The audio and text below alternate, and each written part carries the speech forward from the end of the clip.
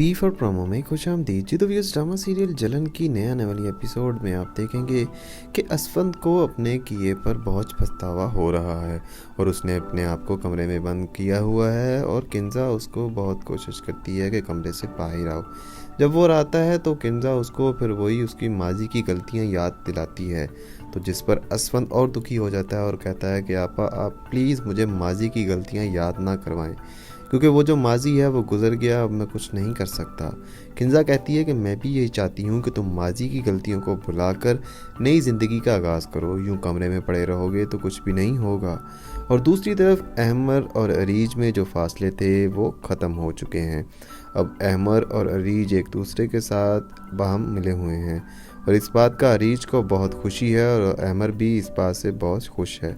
अरीज कहती है कि चलें, देर आए दुरुस्त आए, हम दोनों एक दूसरे के साथ मिल गए हैं और आपका थोड़ा सा मेरे साथ प्यार करना, मैं तो आसमानों पर उड़ने लग गई हूँ। अब ये बात मीनू से बर्दाश्त नहीं होती, वो चाहती है कि जैसे न तैसे इनकी लड़ाई हो जाए और उसका बस नहीं चल रहा और वो यही कहती है कि पहले तो मेरे और असफंद के बीच में मीनू थी और अब ये अरीज चली आई है, मैं इसको कैसे परे करूं। और दूसरी तरफ अरीज और उसके दरमियान फासले मज़ीद बढ़ते नहीं नज़र आ रहे और इस बात का सिर्फ़ और सिर्फ दुख है तो निशा को है और वो अहमर को यही कहती है कि भाई अब तुम्हें अपनी बेगम मिल गई है, अब तुम्हें और क्या चाहिए, तुम उसके साथ टाइम गुजारो, तुम्हें क्या है जो भी हो आगे पीछे। अब इस बात पर अहमर को बहुत गुस्सा आ जाता है और कहता है कि बस बकवास बंद करो, अब इससे आगे तुम एक लफ्ज़ भी नहीं कहना। यानी अहमर का रवैया इसके साथ अब बहुत चेंज हो गया है।